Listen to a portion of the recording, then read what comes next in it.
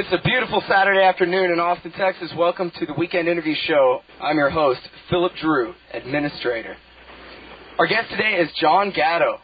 He's 3 times the New York City Teacher of the Year and also New York State Teacher of the Year, the recipient of the Alexis de Tocqueville Award for contributions to the cause of liberty, and recently wrote the cover article of this month's September 2003 Harper's magazine cover story, Against School.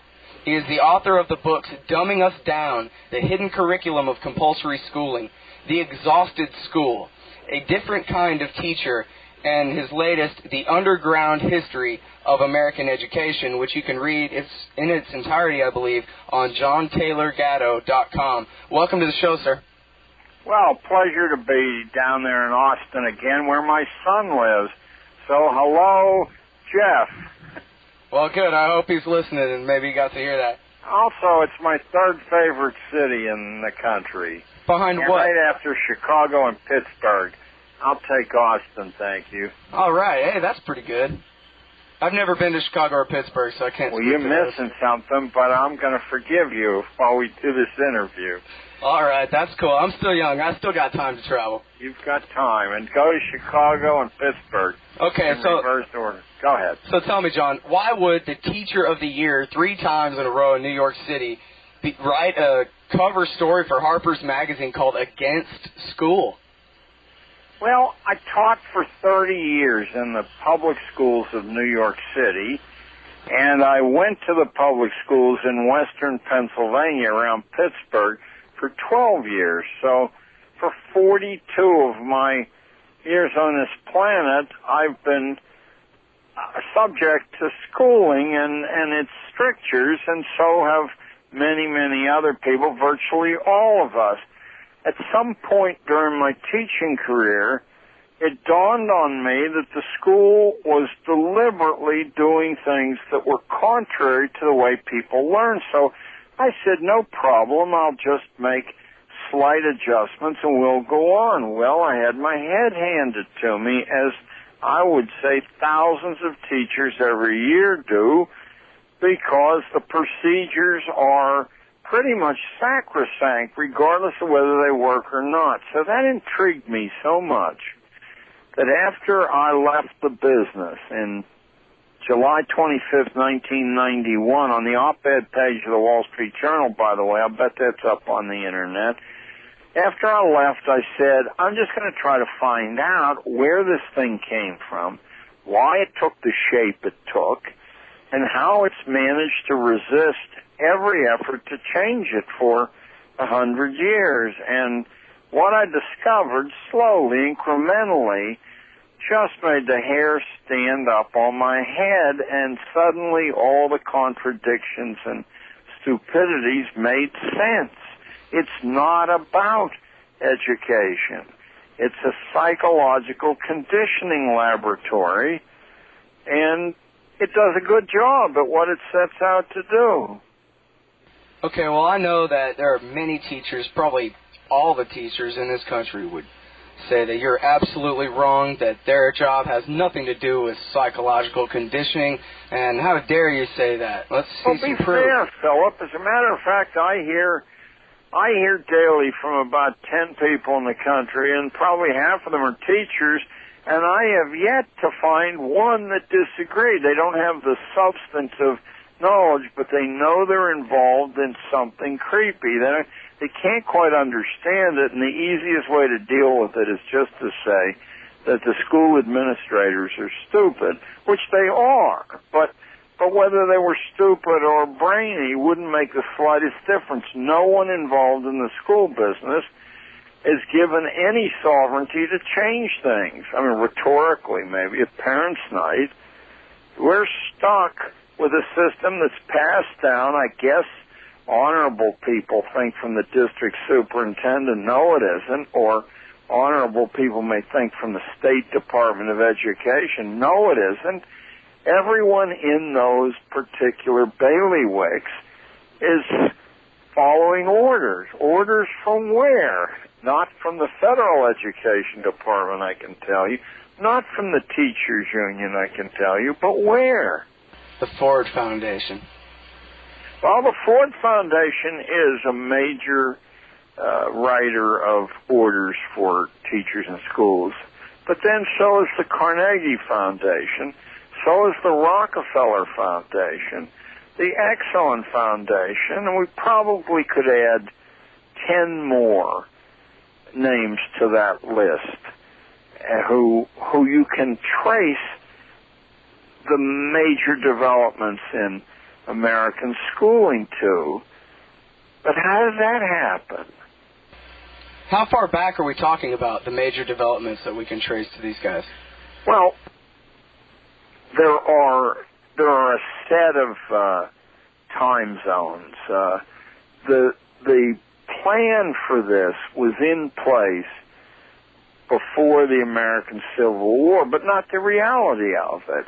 The Civil War, in fact, was a necessary step to take to eliminate the competition, which was a different set of values that came out of the American South, a different idea of what a good life was composed of. The South had to be eliminated, and was, and the largest war to date that we've fought, if casualties are the measure. After the huge waves of immigration in the 1870s, 1880s, 1890s, and probably running up to the First World War, but after they were underway, we then had an acceleration of efforts orchestrated nationally and in Canada as well to bring about the type of schooling that had first appeared on this planet in Prussian Germany in the early 19th century. By 1820, Prussia had our form of schooling in place, and it had a novel fourth purpose for school in place. That is the purpose that obtains today in Austin or in St. Louis or in San Francisco. We don't follow what people think are the expectations for a school. We have a different set of expectations. Okay, well, first of all, maybe you can lay down most of the people what our expectations for school is, and then maybe what the Russian directives are. There's three common traditional purposes for turning your kid over to strangers. And oddly enough, wherever I go in the world, and I travel constantly, I've done 2 million miles in the last 10 years, so I travel constantly. Wherever I go, if you sit down with someone over a beer or a cup of tea and you lay the three traditional purposes down, nobody blinks an eye and nobody thinks any of them are objectionable. What the first purpose is, and the oldest purpose of all, is to make good people. Now, call that the religious purpose, although you can go about that business in a secular fashion. So to make good people is the first purpose. The second purpose is to make good citizens. Oddly enough, probably except for Austin, nobody in Texas knows what a citizen is supposed to be. A citizen is someone who argues in the public forum and argues skillfully so that his or her voice is heard. They aren't people who pay their taxes and vote. They're people who bring their mind and the lessons of their experience to the public marketplace of ideas. That's what a citizen is. That's what he was in ancient Greece. That's what he was in ancient Rome. And that's what he ought to be and was in the United States when Alexis de Tocqueville was here writing Democracy in America. That's what a citizen was. So the second purpose of schooling is to create good citizens, which they do largely by teaching people how to speak and write skillfully, and also how to read skillfully and argue with the writer. I've never seen a public school that teaches the active literacies of speaking and writing. I mean, they may go through the motions on writing, but the truth is that the well-known exercises to develop a facility in that are somehow or other persona non grata in public schools. So we have good people, we have good citizens, and then the third purpose, which is probably what most of us think the sole purpose of schooling is, comes about only when you have a wealthy country, a wealthy society, and that is to make people their personal best so that they can enjoy good lives. Those are the three traditional purposes. Those are what's either up front in people's minds or lurking in their subconscious. That's what they send their kids to school for. The fourth purpose, which was perfected in Prussian Germany in the first 2-3 decades of the 19th century, had nothing at all to do with any of those things. It was to create good, tractable human resources. Does that term sound familiar, Philip? Good human resources that could be efficiently managed either by the leaders of the economy or by the leaders of the government. So purpose 4 was to create human resources, and I'm desperately trying to raise 6 or 7 million, not from your listeners, to make a long documentary film called The Fourth Purpose. And we just got Louis Lapham, the editor of Harper's, to agree in principle that he would make one of the segments of this film. So I'm optimistic. What you have in Austin, Texas are fourth purpose schools. They're about human resources. Manageable people. Manageable people can't sustain independent thinking for very long. I mean, they have spasms in which they might shake their fist, but they can't sustain it. They've been trained to a short attention span by the bells and the buzzers and the horns of schooling and the injunctions of the classroom teacher.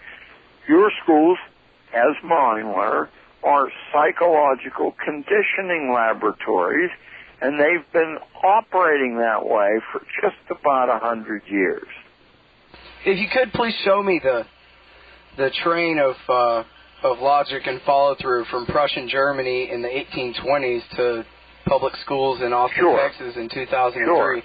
The major Prussian Germany is a dirt poor part of the world. They have no natural resources at all, and yet by 1850 they were the fourth leading economy in the world, and in 1871 they swallowed up all the rest of the Germanys, and it just became Germany, even though it in fact was larger, greater Prussia. The three great wars of the last 120, 30 years are all Prussian wars. The Franco-Prussian War of 1871, the First World War, and the Second World War. These are Prussian wars. Japan, Imperial Japan, simply took as its constitution the Prussian constitution translated into Japanese. I mean, we're talking big time stuff here, and we don't need conspiracy theories, to explain it. What we need to explain, really what gave this its momentum, is a real understanding of what the Darwinian theory of evolution delivered to the managerial classes of the planet. After Darwin's 1859 Origin of Species, 12 years later, Darwin wrote a second book that was read and gasped at in the drawing rooms of Boston and New York and really all over the world. What Darwin said in Descent of Man was simply this, that if the good breeding stock, which was really a small fraction of everybody, crossbred with the common breeding stock, the evolutionary dead ends, what would happen is evolution would march backwards into the swirling mists of the dawnless past. suddenly responsible people, even in Austin, realized that they had the destiny of the human race in their hands, but they had to shut off 19 out of every 20 people alive because they were biologically inferior.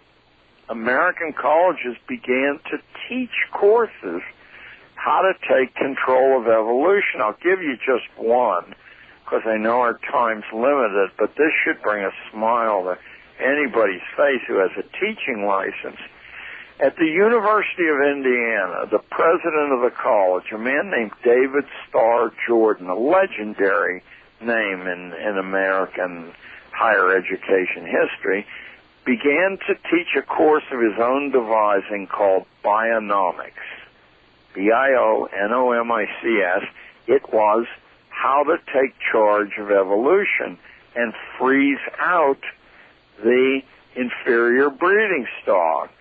The device he hit upon, he's hit on many, but his main device was to so stress the common population that they would be unable to adapt and they would fall by the wayside, and so would their children. Now, oddly enough, you told me before we got on that there were a number of libertarians who would listen to the show, and good, I love libertarians, and I have several awards from the Cato Institute, but I must tell you this, about 5 years ago, I got invited to a fancy hotel in San Francisco by the Libertarian Party, which was putting on the 6th annual Bionomics Conference. I said, what an odd coincidence.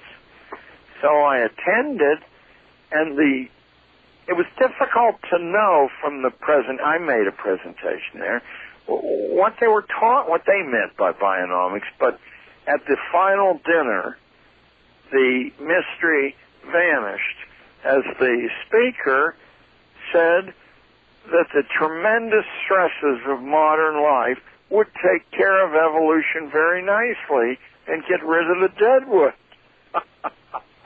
Sorry, I'm laughing, but yeah, well, that's a very libertarian principle, isn't it? Yeah, well. Well, we should stop right there, really, and get into this whole social Darwinism thing. I got to say, for my part, that Darwinism, as far as the explanation of living species on Earth and science and all that, is fine. But when people try to apply that to social situations and to human beings, as probably far too many libertarians do, and have this survival of the strongest and let the weak die off kind of attitude, human beings make social Darwinism irrelevant, because the strongest guy hires the second strongest guy, and the third strongest guy takes care of the poor invalid just because it feels good, and people fall in love with each other and procreate from all different sorts of races and classes and places of the earth. And so the mixture, you can't really have Darwinism in its classical sense among human beings, because we learn and we make decisions with our wills, and it sort of throws all that Darwinian thought out the window in our case, don't you think? I must say this, Philip, that when I hear the term social Darwinism, and I don't mean that you're not involved in the indictment I'm about to make. When I hear the term, I know that I'm in the presence of a whitewash created by a number of powerful academic voices who wish to leave Darwin off the hook. The greatest and first of all the social Darwinists was Darwin himself. Rather than being a, quote, scientist, Darwin was one of the handful of wealthiest men on planet Earth.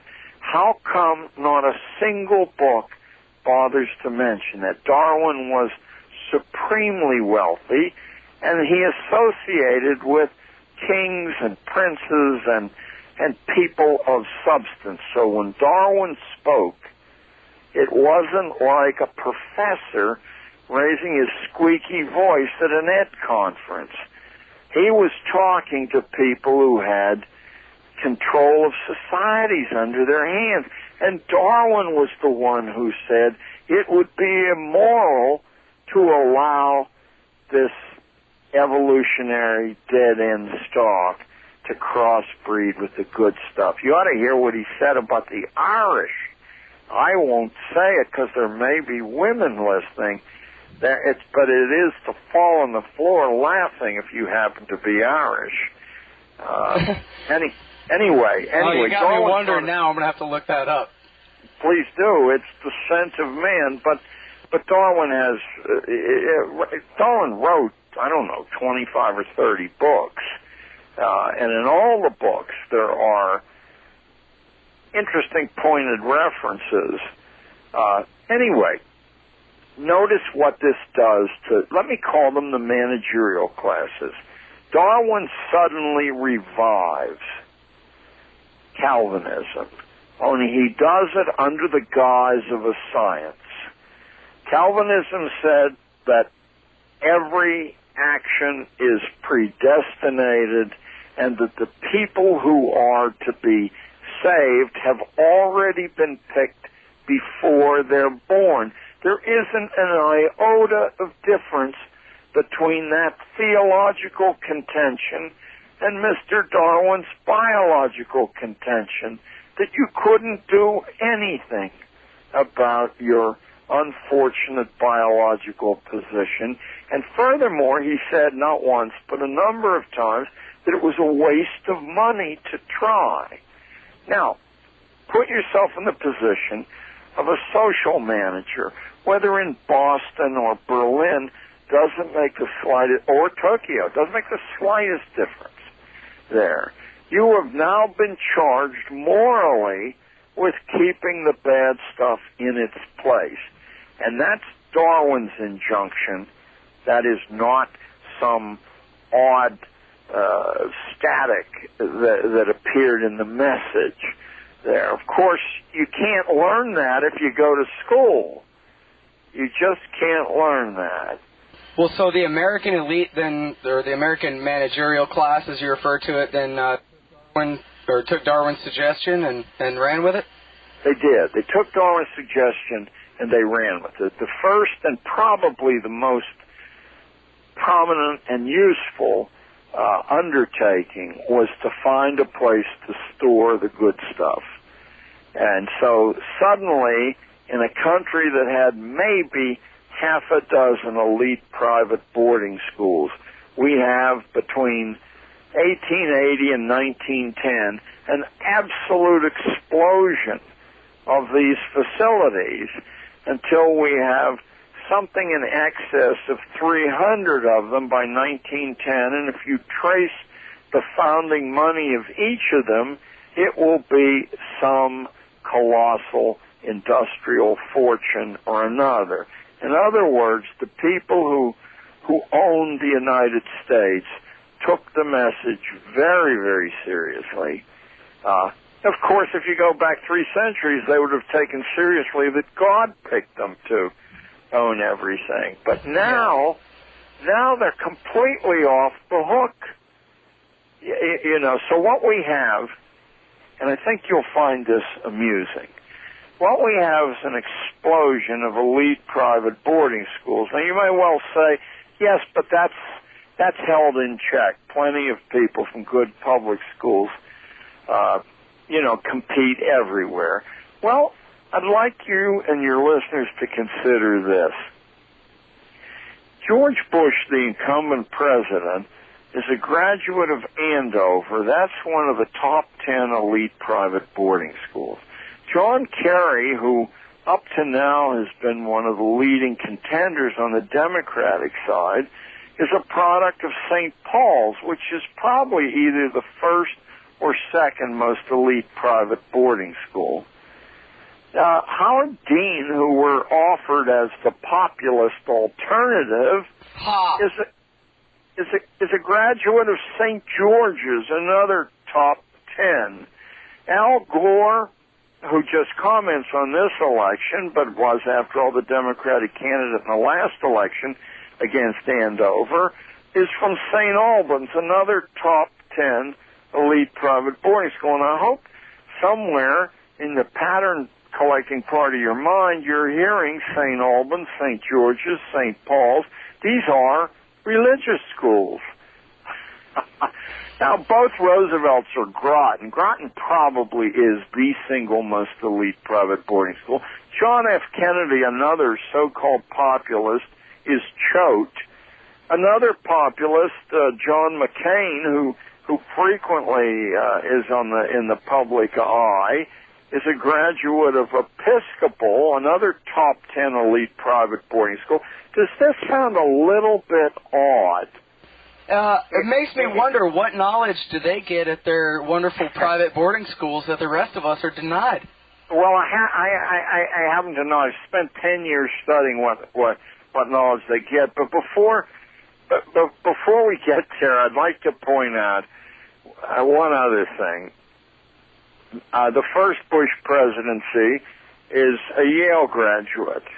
John Kerry is a Yale graduate. Bill Clinton was a Yale Law School graduate. Howard Dean is a Yale graduate. Joe Lieberman is a Yale graduate. Interesting, huh? These are interesting, and the most interesting thing of all is you've got to pray along with me that John Kerry gets the nomination, although I think his goose is cooked. Why? Because John Kerry, the Yale graduate from St. Paul's, was a member of the most elite fraternity in the United States, one that only takes in 15 members a year, the Skull and Bones Society, and of course I'm being gracious in calling it a fraternity. George Bush, a Yale graduate, is also a Skull and Bones member, so that we'd have the bizarre phenomenon, and that's why Kerry can't get the nomination, of one Skull and Bones are running against another, and there's only 15 of these guys a year. I would say you would have to be pretty broken in your own private mind, I don't mean you, that anyone listening, to think, I mean, the odds, the mathematical odds of this happening have to be astronomical. I'm encouraging every Democrat I know to support John Kerry, because I think, you know, as long as we're going to have one of these guys anyway, let's just go ahead and make it Skull and Bones versus Skull and Bones and have a big contest. Well, can you see the beauty that suddenly millions and millions of people who would scratch their head and say, no, it can't be true, I must be dreaming things. There wouldn't be any way to avoid it, unfortunately. Yes, I'll vote for Kerry twice myself, but I'm afraid that word's getting around. You know. Well, Mr. Gatto, since you went ahead and brought up the Skull and Bones, I think I should just go ahead and mention, from what I know of Skull and Bones, they were founded in the early 1830s at Yale University, and they were founded on Hegelian principles of the end of history is, again, Prussian militarism. That's the final destiny of mankind, is to be just like Prussia. And the Skull and Bones was founded on that in the 1830s. Yes, and drawn really from a similar association that operated and probably operates today in Germany. So it's a wonder. It's a puzzlement for sure. If you'd like to hear some of the things, though, that elite private boarding schools concentrate on, obviously there's social advantage too to the people who attend. But if you look at the academic diet of the best, it really is A, impressive, and B, absolutely free of any cost. That is to say that any family could introduce the same diet to its children. Any school could adapt the same diet without having to ask for a penny to do it. The burden of responsibility is shifted enormously from staff hands to student hands. We can start there. Probably the single most understandable thing these schools do that enhances future advantage, no matter what the project you're working on is they give repeated exercises in the forms of good manners. That's an undertaking based on a correct belief, in my opinion, that politeness and civility is the foundation of all human transactions.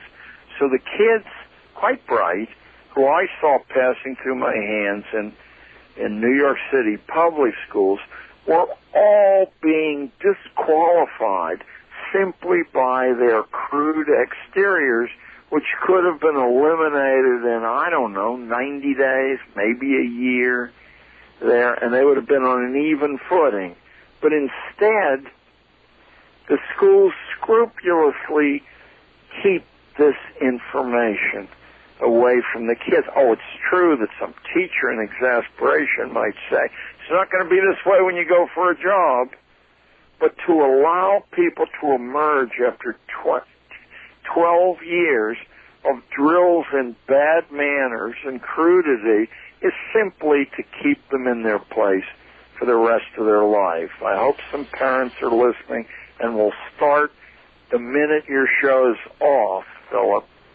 The next thing these schools do, and public schools don't even try, although sometimes they pay lip service to it, is they teach the active literacies.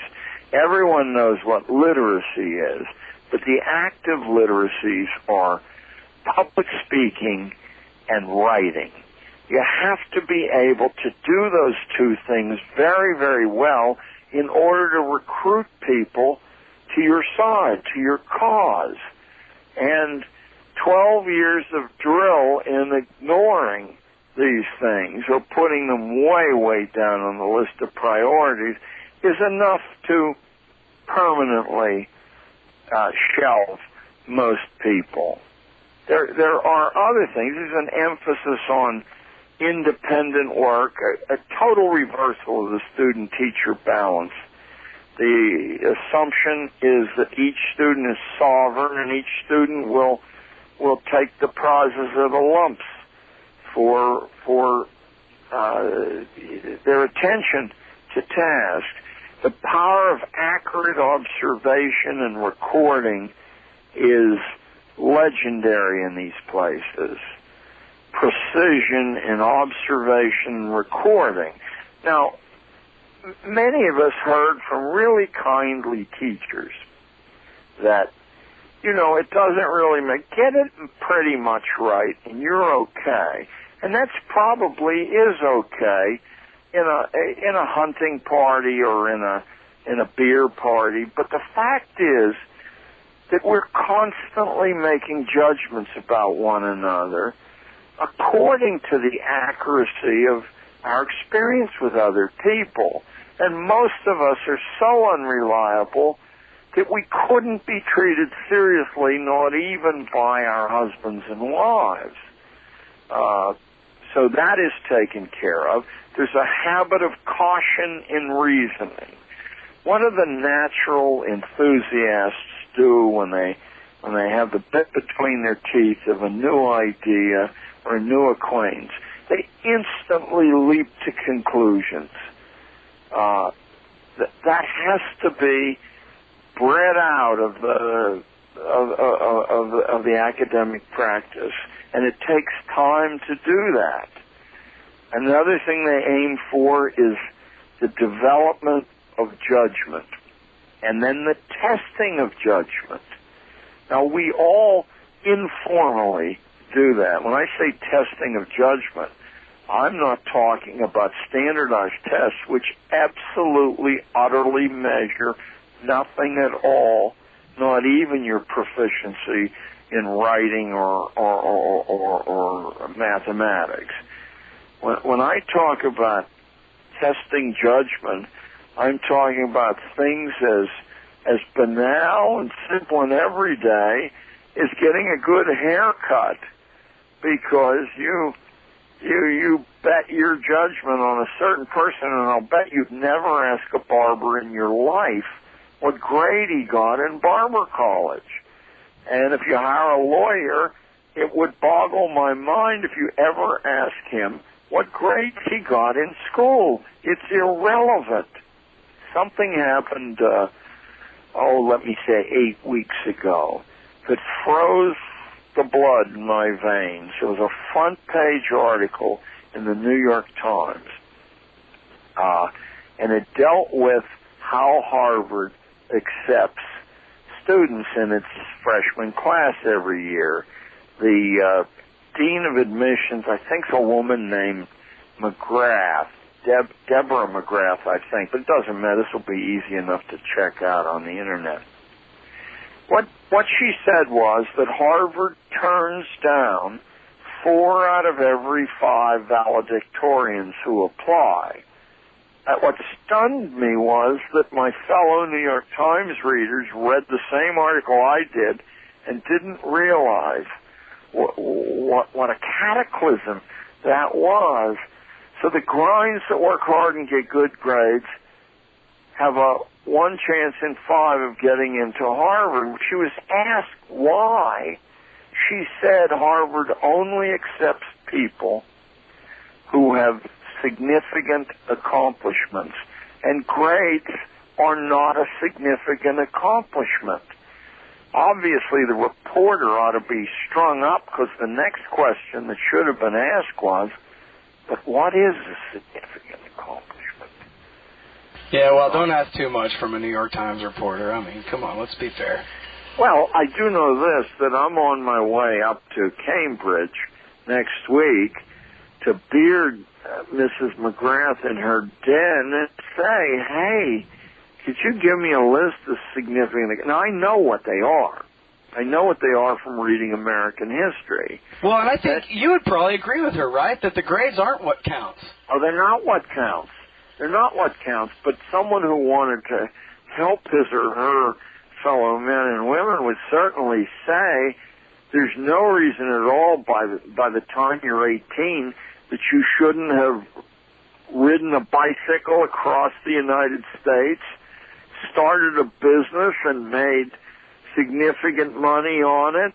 I don't know, hitchhiked down South America to the tip, written a book. You know, Mary Shelley wrote Frankenstein at 19, and I think we're still reading it. George Washington, at the age of 16, was the official surveyor of Culpeper County, Virginia, first guy to see new frontier land, bought himself 2,500 acres of the best bottom land with his meager income. Admiral Farragut, first admiral in the American Navy, was in charge of a warship at 12 or 13. I'll bet you some of your listeners have a 26-volume history of the world in their library. Oh, my goodness, the author slips my mind, but it's the big premium that the Book of the Month Club has used for 25 years to bring in new members. One of the 2 writers, and they're married, the 2 writers, was 13 when she married her husband.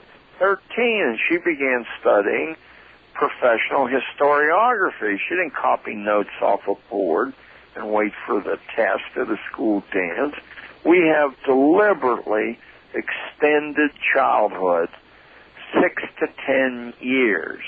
And by the time you catch up to where you ought to be, for most of us, it's way, way too late, because the natural time to learn has been wasted in nonsense.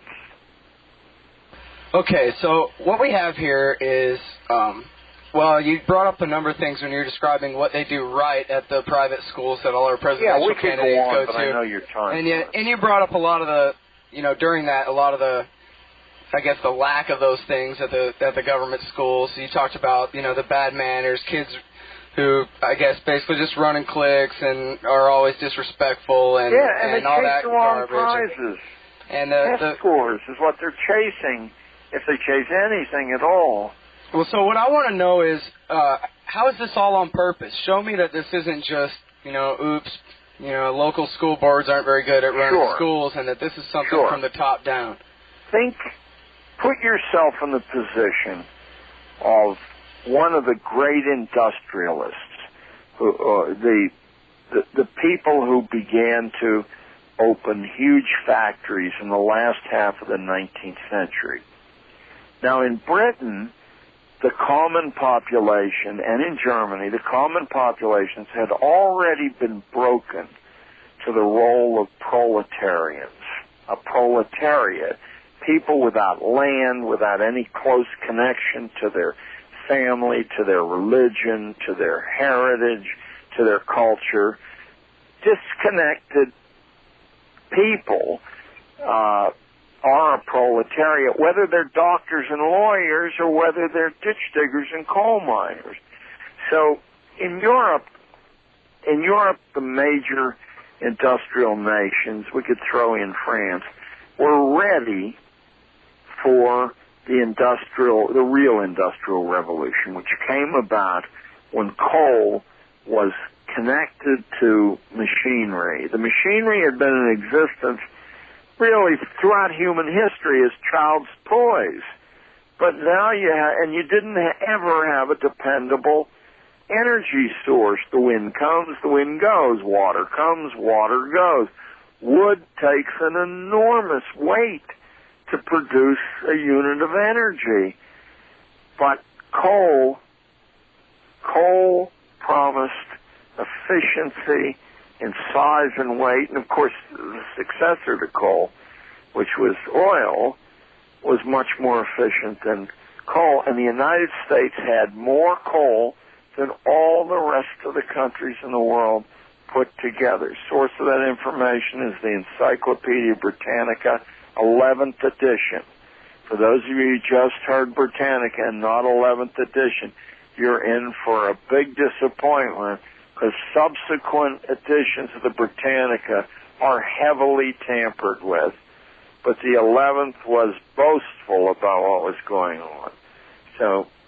Very interesting. I like hearing about encyclopedias being tampered with and other such things that ought to be ridiculous fantasies. I mean, this is the United States of America, after all. Oh, big time tampered with. Let me tell you, the 11th, if you're into making bombs, must have, I don't know, a 30 or 40-page illustrated section with step 1, step 2, step 3, the mathematical formulas, what to do to make a nice bomb. Doesn't happen after the 11th edition, I can tell you, because ordinary people aren't to be trusted with bombs. Just Donald Rumsfeld and company. That's right. If you want to learn how to make a bomb, you go and take bomb-making class in the Marine Corps. Sure. But if you want to learn to make a bomb without the Marine Corps, get yourself a copy. Just buy an old set of the 11th edition Britannica, and it's just marvelous. All right. Just don't suggest anybody that they ought to be used on or anything. Hey, in Austin, where you had the immortal Texas Tower, and some guy climbed up there and picked off people in barber shops and pedestrians, I know it couldn't happen in Austin. Yeah, we don't want anything like that. It just gives more power to the central government when things like that happen. So. Well, anyways, you were going to explain how. I'm sorry, you were going to explain how the industrialists took over education. Yes. I'm sorry. All right. The first problem, which remember didn't occur in Europe because people had already been broken to factory work. But the real problem here was that we had a continuity of tradition from colonial days that said that the American dream was to have an independent livelihood. Well, corporations don't work that way. They can't work that way. You have to tell people what to do and count on them doing it. And to ensure that you got the right people, you have to have incomplete people who can only do a handful of things, and then you reward them sometimes. If you're not downsizing, you reward them for being incomplete. But we didn't have, from word go, big factories in the United States prior to the waves of immigration. Big factories would have 25 or 40 people in them. Why? Because nobody except the losers were willing to do that for very long. Up in New England, in the textile industry, this is legendary, by the way, what I'm going to tell you, and it's amazing to me that everyone in the country doesn't know it. The girls at their sewing machines or needles were served tea regularly. There was an active mental improvement program, like a Chautauqua, visiting operas. I mean, they really, because young girls before marriage were the only dependable labor supply that could be gotten. Just think of the contrast between someone, a kid who grows up on a small farm, and what that person has to know versus someone who goes through 12 years of government schooling and becomes, you name it, it doesn't really matter, a salesman, a desk clerk,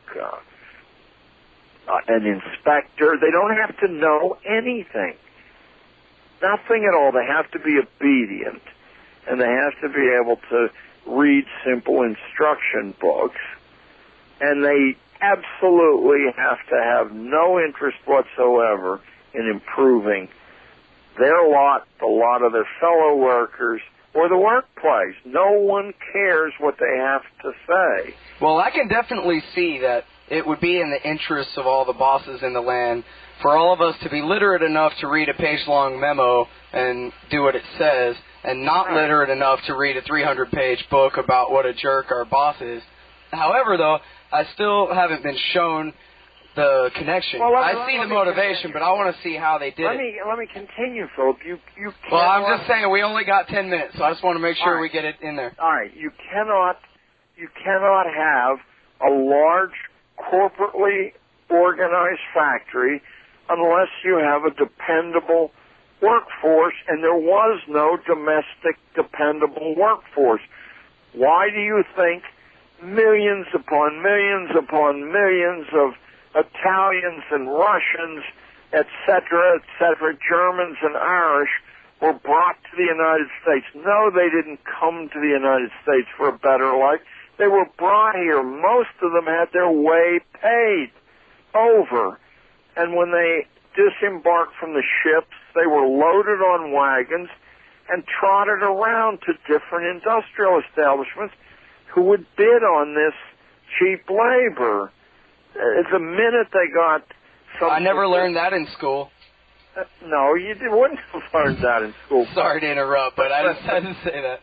But I don't even like to hear in my own voice this tone of condemnation, because what I'm trying to do is simply point out that there is no other logic than this if you're going to have an efficient factory economy with decision-making placed in a few hands, and you're fighting against a libertarian tradition, then there's no way to do it except to set up laboratories of psychological conditioning.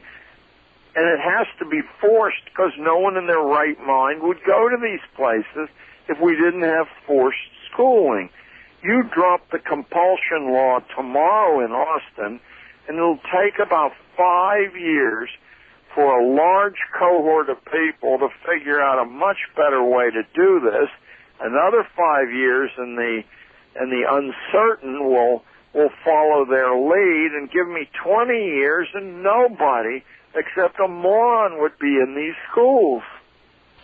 So we're talking here, we're actually talking about a kind of social and economic logic that you don't even have to read history to figure out. You want to confine people for the largest part of their waking day in an institution where subordination and infinite subordination is the rule. You have no loyalty to these people. You can't get people to do that unless you can flummox them. There's an old Pittsburgh word. The interesting thing is that if you read the primary documents, not anything that survives, and is transmitted in public schools. But if you read the primary documents of the day, they're not hard to get a hold of. Speeches and magazine articles in the Atlantic or Harper's. These people are fairly open, not totally, but they're fairly open about what they're doing. Remember how we started this show, Philip. They're justified because we're talking about evolutionary dead ends who can only cause trouble. The devil finds work for idle hands. Is it a surprise to anyone listening that the American worker works harder, much harder than any other worker in the world? No one's even close. Not even close. Well, so this I want to get into the era of the Wilson administration and the Rockefeller General Education Board and eugenics and this whole mess of master planners of society. But eugenics comes to us from Darwin's first cousin, Galton. Francis Galton creates the word, travels to the United States a half a dozen times to make sure that the eugenical investitures are set up. That's what the great private foundations are about, not giving away money, but making sure that this discipline is followed. I mean, the money they give away is the carrot and stick part of it.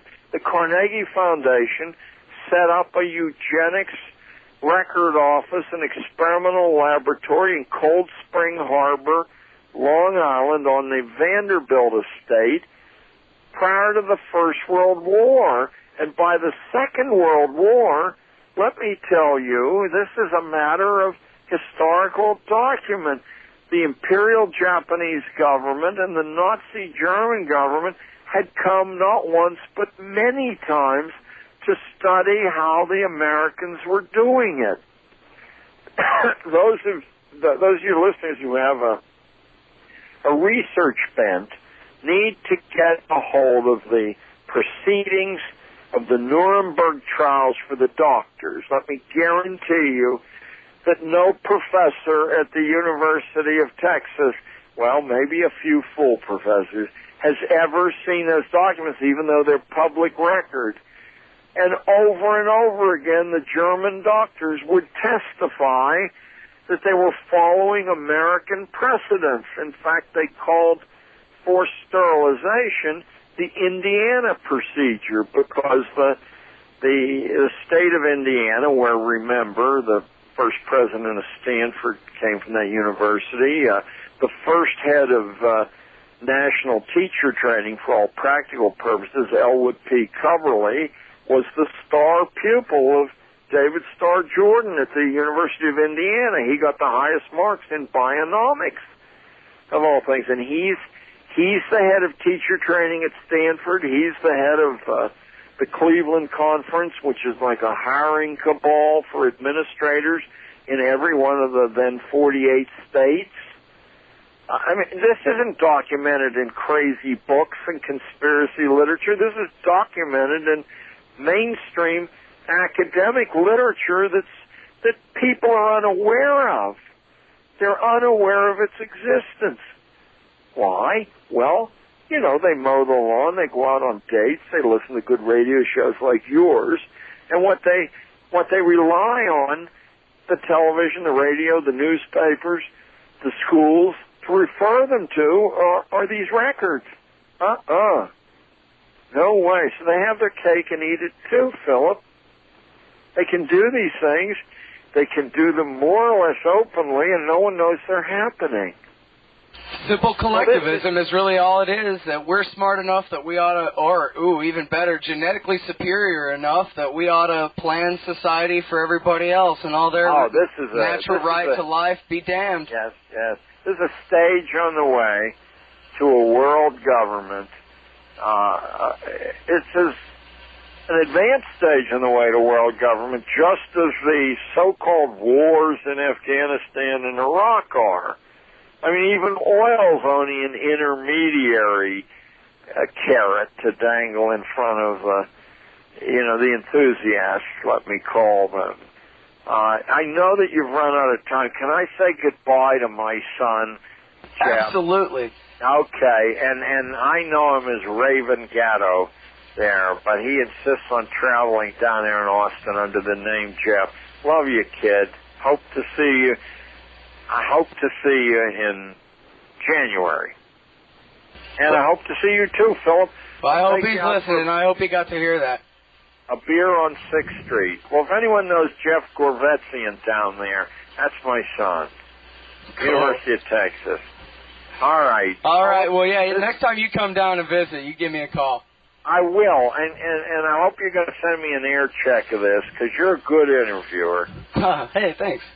Hey. I'll definitely send you a copy. And do you have an address? Also philipdrew.com on the internet. This interview will be posted up in a day or two. Oh, good. Streaming audio. People to my website, and they can read.